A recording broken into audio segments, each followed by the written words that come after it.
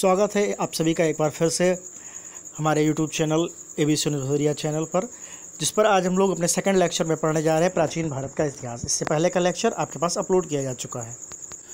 तो चलिए शुरू करते हैं प्राचीन भारत का इतिहास, जिसमें कि आप देख पा रहे होंगे कि स्रोतों के आधार पर जो वर्गीकरण किया गया है वो 3 प्रकार से: प्रागैतिहासिक काल, आद्य ऐतिहासिक काल और ऐतिहासिक काल। इस प्रकार पूरे प्राचीन भारत को 3 टुकड़े में पढ़ा जाता है, जिसके सबसे पुरातन हिस्से को कहा जाता है प्रागैतिहासिक काल, जिसके बाद आद्य ऐतिहासिक काल और जिसके अनंतिम हिस्से को कहा जाता है ऐतिहासिक काल।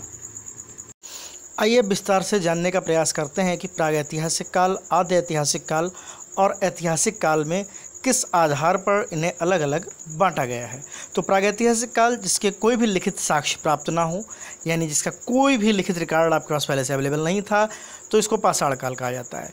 वहीं आद्य ऐतिहासिक काल वह हुआ करता है जिसके लिखित साक्ष्य तो प्राप्त हुए, किंतु किन्हीं कारणों से उन्हें पूरी तरह समझा नहीं जा पाया हो सकता है उनकी भाषा हम लोगों की अभी जानकारी में ना हो, या उनकी लिपि जिसको हम लोग समझ ना पा रहे हो, जिस कारण उन्हें समझा नहीं जा सका। ऐतिहासिक काल उन्हें माना जाता है जिनके लिखित साक्ष्य प्राप्त हुए हैं और जिन्हें पूरी तरह से समझा भी जा चुका है। एक अन्य बहुत महत्वपूर्ण जानकारी जो विभिन्न प्रश्न पत्रों में आपके आती रहती है, प्रागैतिहासिक काल को ही पाषाण काल कहा जाता है। आद्य ऐतिहासिक काल में आपके हड़प्पा काल, जबकि ऐतिहासिक काल में सिंधु सभ्यता और इसके आगे का समय आता है। तो इस तरह से आपने जाना प्रागैतिहासिक काल, आद्य ऐतिहासिक काल और ऐतिहासिक काल में क्या अंतर है और किन कारणों से इन्हें अलग अलग बांटा गया है। तो अभी तक हम लोगों ने जाना किस प्रकार से प्राचीन भारत को 3 अलग अलग प्रकार से बांटकर हम लोग पढ़ते हैं, जिनमें से हम लोगों का जो पहला काल है जिसे हम लोग विस्तार से पढ़ने जा रहे हैं वह है आपका प्रागैतिहासिक काल, जिसे हम लोग पुनः बता दें पाषाण काल के नाम से भी जानते हैं। आइए, पाषाण काल को 3 बार पुनः बांटा गया है। पहला है पुरापाषाण काल, दूसरा है मध्यपाषाण काल और तीसरा है नवपाषाण काल। आइए विस्तार से समझते हैं इन बातों को। प्रागैतिहासिक काल जिसे पाषाण काल भी कहा जाता है, सर्वप्रथम इसकी खोज का श्रेय रॉबर्ट ब्रूस फुट को जाता है। इसके अलावा भारतीय पुरातत्व के जनक अलेक्जेंडर कलिंघम को माना जाता है। यह प्रश्न भी कई बार आपको प्रतियोगी परीक्षाओं में मिलता रहेगा। थॉमसन जर्गेनस, जिन्होंने 1820 में पाषाण काल को 3 भागों में बांटा था, प्रागैतिहासिक काल को ही 3 भागों में बांट दिया था, पाषाण काल, कांस्य काल, लौह काल, किंतु इसमें पाषाण काल ही सबसे मुख्य रहा है, इसलिए इसे प्रायः पाषाण काल के नाम से ही जाना जाता है। इसके बाद आप देख रहे हैं कि इसको 3 भागों में पुनः बांटा गया था, पुरापाषाण काल, मध्यपाषाण काल और नवपाषाण काल। तो पुरापाषाण काल जिसका कि समय 25 लाख ईसा पूर्व से 10,000 ईसा पूर्व तक माना जाता है। मध्यपाषाण काल 10,000 ईसा पूर्व से 4,000 ईसा पूर्व तक, जबकि नवपाषाण काल को भी 10,000 ईसा पूर्व से 2,000 ईसा पूर्व तक माना जाता है। इस बारे में विभिन्न पुस्तकों में आपको अलग अलग इतिहासकारों की अलग अलग राय मिलेंगी, क्योंकि कुछ लोगों ने मध्यपाषाण काल और नवपाषाण काल को बिल्कुल पैरेलल माना है, अर्थात इनमें विभेदन किया ही नहीं है कि मध्यपाषाण काल और नवपाषाण काल एक ही हैं। जबकि कुछ ने विभेदन किया है तो उन्होंने नवपाषाण काल का समय 4,000 ईसा पूर्व से 2,000 ईसा पूर्व तक माना है। एक बार पुनः दोहराते हैं मुख्य प्रश्नों को, जिनमें से पहला नाम प्रमुख है रॉबर्ट ब्रूस फुट, जिन्हें इसकी खोज का श्रेय जाता है। दूसरा प्रमुख प्रश्न आपसे ये पूछा जाता है कि भारतीय पुरातत्व के जनक कौन थे, तो ये सही जवाब है आपका अलेक्जेंडर कलिंघम। 1820 में प्रागैतिहासिक काल को अलग अलग वर्गीकरण किसने किया, तो थॉमसन जर्गेनस ने। यह वर्गीकरण पाषाण काल, कांस्य काल और लौह काल का था। इसके अलावा अगला इंपॉर्टेंट प्रश्न जो आपका बनता है कि पुरापाषाण काल का समय काल क्या रहा था, मध्यपाषाण काल का समय काल क्या रहा था और नवपाषाण काल का समय काल क्या रहा था। अब आ चुके हैं आप इस वीडियो के सबसे अहम पहलू पर। यहाँ पर एक तालिका में कुछ वर्णन किया गया है जिसको हम समझने का प्रयास करते हैं। पाषाण काल का वर्गीकरण उस समय के लोगों के रहन सहन और प्रयोग में लिए जाने वाले हथियारों के आधार पर किया गया है।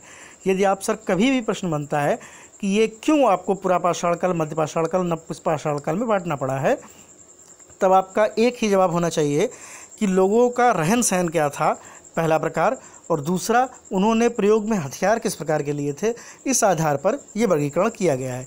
तो आपको टेबल में दिख पा रहा होगा आधार, उसके बाद काल क्या रहा था यानी समय क्या रहा था इनका, चरण क्या रहे थे, क्या इसके भी कोई पार्ट थे, लक्षण प्रमुख उस समय के क्या थे और प्रमुख औजार उस समय कौन से प्रयोग में लिए जाते थे। तो चलिए शुरू करते हैं। पूरा पाषाण काल, जिसका कि काल एक बार पुनः हम आपको दोहरा दें, 25 लाख BC से 10,000 BC तक लिया गया है। फिर मध्य पाषाण काल, जिसका 10,000 BC से 4,000 BC तक समय लिया गया है। नव पाषाण काल, जिसका 4,000 BC से 2,500 BC समय काल लिया गया है। पूरा पाषाण काल को क्योंकि एक बहुत ही लंबा समय था, इसलिए इसको पुनः 3 भागों में बांटा गया था, पूर्व, मध्य और उच्च। इससे ज़्यादा गहराई से आपसे इस प्रश्न इस चरण के बारे में पूछा नहीं जाएगा। फिर भी आप जान लीजिए, पूर्व चरण जो था वह सबसे लंबा चरण था, क्योंकि उस समय का किसी भी प्रकार की कोई आवश्यकता या जानकारी उपलब्ध ही नहीं है। फिर इसके बाद अगला काल मध्यकाल, जो उससे छोटा था। फिर जो सबसे ज़्यादा पुस्तकों में हम चर्चा पढ़ते हैं वो उच्च काल की ही हुआ करते हैं। मध्य पाषाण काल और नव पाषाण काल को किन्हीं भी चरणों में बांटा नहीं गया है, जबकि हम आपसे पहले ही चर्चा कर चुके हैं कि कई इतिहासकारों ने स्वयं मध्य पाषाण काल और नव पाषाण काल को एक ही माना है।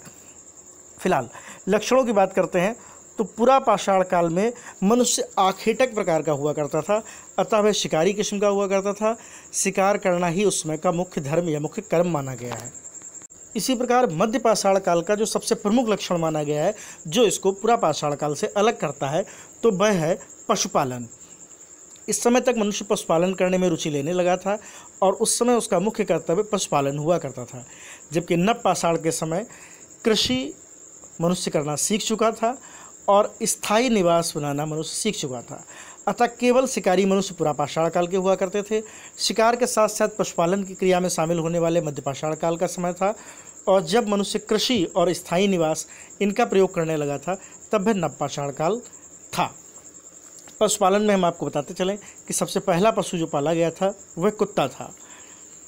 औजारों की बात करें तो अभी औजारों की बात इसलिए अनिवार्य हो जाती है क्योंकि लक्षणों के आधार पर इन्हें बांटा गया था, अर्थात उनके रहन सहन के आधार पर, और दूसरा जो बांटा गया था वो औजार का प्रकार था। पूरा पाषाण के समय क्वार्टजाइर, शल्क और ब्लेड जैसे औजारों का प्रयोग हुआ करता था। मध्य पाषाण काल में माइक्रोलिम नाम के सूक्ष्म पत्थरों का प्रयोग हुआ करता था, जबकि नव पाषाण काल में स्लेट के औजार बनने लगे थे। आपको ज्ञात ही होगा, अन्यथा आप जब कभी एग्जाम देने जाएंगे तब आप देखेंगे औजारों से संबंधित प्रश्न बहुत ज़्यादा पूछे जाते हैं। जैसे आपसे पूछा सकता है कि माइक्रोलिम प्रकार के औजार किस समय प्रयोग में होते थे, तब आपका जवाब होगा मध्य पाषाण काल। प्रश्न इस प्रकार से होंगे, क्वार्टजाइर नामक प्राचीन औजार किस समय पाए जाते थे, तो पूरा पाषाण काल में। आपको याद रखने के लिए, इनकी जानकारी के लिए हम आपको समझा दें कि जितने आप पुराने समय में जाएंगे उस समय हथियारों में नोक उतनी ही कम हुआ करती थी। जैसे प्रश्न कभी इस प्रकार का आ सकता है कि क्वार्टजाइर और स्लेट के औजारों में से कौन से औजार नुकीले हुआ करते थे, तो आप आसानी से कह सकते हैं स्लेट के औजार, क्योंकि इनके बनने का समय पहले के औजारों के समय अर्थात क्वार्टजाइर के बनने के समय के बाद का समय है, अर्थात जो औजार बाद में बनते हैं वे औजार नुकीले होते चले गए। आपसे बहुत ही मिनिमम केस में ये भी पूछा जाता है कभी कभार, पूरा पाषाण काल को किन भागों में बांटा गया है, तो आप कह सकते हैं पूरा पाषाण काल, मध्य पूरा पाषाण काल और उच्च पूरा पाषाण काल। ज़्यादातर प्रश्न इस प्रकार के हुआ करते हैं। पशुपालन का आरंभ कब हुआ, तो आपका जवाब होगा मध्य पाषाण काल। कृषि कब आरंभ हुई, तो आपका जवाब होगा नव पाषाण काल। आइए ऐसी प्रश्न श्रृंखला की चर्चा करते हैं जो विभिन्न प्रतियोगी परीक्षाओं में बार बार प्रश्न आते रहे हैं। जैसे कि पूरा प्रश्न का पाषाण काल से आने वाले प्रमुख प्रश्न है, इस समय किस प्रमुख चीज़ की खोज हुई थी, तो ये खोज थी आग की। बहुत अधिक ये प्रश्न आया हुआ है। केवल शिकार करना जानते थे, जबकि पशुपालन और कृषि से अनभिज्ञ थे।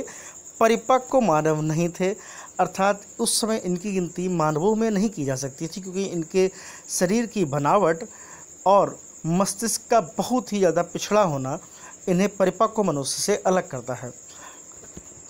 अगला पॉइंट जो बहुत इंपॉर्टेंट रहता है, जिससे कई प्रश्न बनते हैं, कई इतिहासकार ने इसका आरंभ काल कोई निर्धारित नहीं माना है, जबकि जिद कुछोक ने शुरुआती समय कोई दिया भी है, तो वो आपको बता चुके हैं 20 लाख ईसा पूर्व।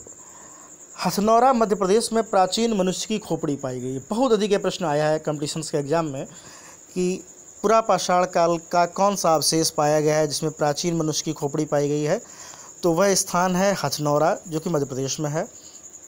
अगला बहुत अधिक पाया जाता है कि अन्य कौन से स्थान है, तो अन्य स्थानों में नाम आता है अतिरमपक्कम, जो कि तमिलनाडु का एक स्थान है। यहाँ भी पूरा पाषाण काल के कई अवशेष मिले हैं। अंतिम प्रश्न जो बहुत अधिक पूछा जाता है वह है भीमबेटका मध्य प्रदेश से संबंधित।